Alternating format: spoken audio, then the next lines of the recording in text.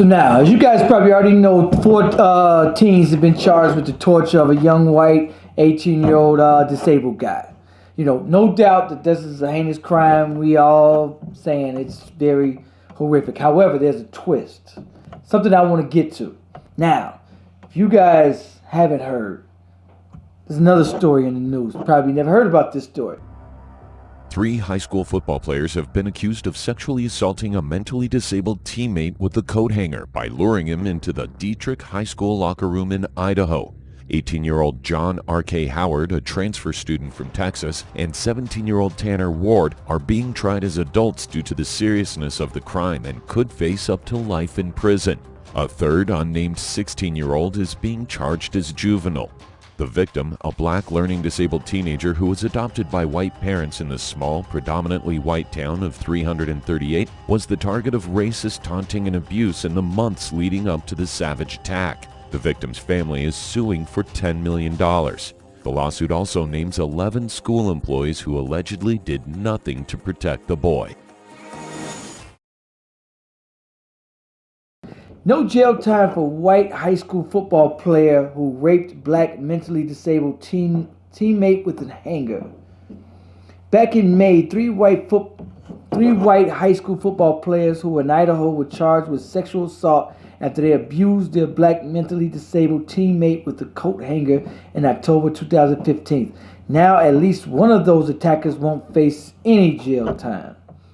One of the bullies, 19-year-old John R.K. Howard, pled guilty last week to a felony count of injury to a child. Now, that's a lesser charge than he originally faced. Forcible sexual penetration by a foreign object, which could have landed him in jail for life. Now, through Howard avoiding any prison time or jail time or at all, and could even have his conviction dismissed if he completes 2 or 3 years probation without committing any crimes or violations, according to MagicValley.com. Before that, another one of the bullies, and listen, they're calling them bullies. What are they calling our black teens? Animals, terrorists. So they raped this mentally disabled black teenager with a foreign object. I can't even imagine that. Anyway, another one of the bullies, 17-year-old Tanner Ward, had his adult felony charges dismissed as a result of a plea deal, which he still faced at least one juvenile charge. Notice, juvenile charge. In the black community, we already know that's unheard of. Our 17-year-olds, 16-year-olds, and most of our 15-year-olds are always tried as adults. The third teen, who was also charged as a juvenile, so his case has been completely sealed. He won't even see it after 18. Howard will be ordered to serve 300 community service hours in addition to his 2 or 3 years of probation. If Howard violates his probation, the maximum punishment the judge can order is 10 years along with a fine up to $50,000. But he probably won't get that. Deputy Attorney General Hemmer told District Judge Randy Stroker that the Howard's actions were egregious and caused a lot of suffering for the victims. Different outcomes. Now, we know our teens probably get life, if not the damn death penalty if they could, but they're definitely probably going to do life in prison. They'll never see daylight, probably ever again. These teens won't see jail, ever. No doubt what these teens do is horrific. Now, here's the story. Now, hate crime kidnapping charges filed against 4 Facebook Live torture case. Y'all see this nigga? Hey, this nigga right here, he represents Trump. this PPG Hothead. Hey, this PPG Hothead speaking. Y'all see this nigga right here? We finna put this nigga in the trunk, and we finna put a brick on the gas and let that bitch. You feel me? Just watch the Chicago news. Put a brick on the gas. You feel me? Look at him. Tied up. Bitch ass nigga. I'm gonna let her talk to y'all. See, motherfuckers. 4 people were charged Thursday in connection with the brutal torture of an 18-year-old man with special needs that was streamed live on Facebook.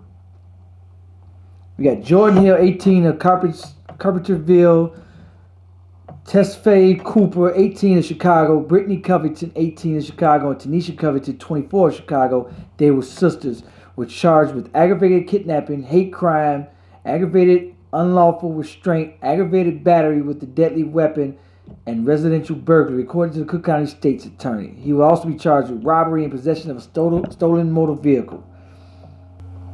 Alright, so now, nobody can deny that this was a heinous crime. This was a horrific crime. Everybody took to Facebook saying how horrible it is. Everybody took to Twitter, social media. All of a sudden, Republicans, what do they do? Guess what they blame? Black Lives Matter, of course. This is Charlie Kirk. Kidnapping someone for as long as 48 hours, streaming their torch live on the internet is a form of domestic terrorism with the hashtag Black Lives Matter kidnapping. Where the hell Black Lives Matter come in at this? I have absolutely no idea. These motherfuckers are dumb. But anyway, another tweet. Black Lives Matter supporter kidnaps tortured Trump supporter on Facebook Live video. One coon who claims to be a spokesman for Black Americans for Trump called Black Lives Matter the new KKK. Next tweet is from Steven Crowder. The hashtag Black Lives Matter kidnapping was an opportunity for the left's redemption. Reporters just needed to tell the truth. Instead, they sealed their caskets. The hell is he talking about? I have absolutely no idea. It's a fucking idiot. But let's keep going. Okay, so CNN.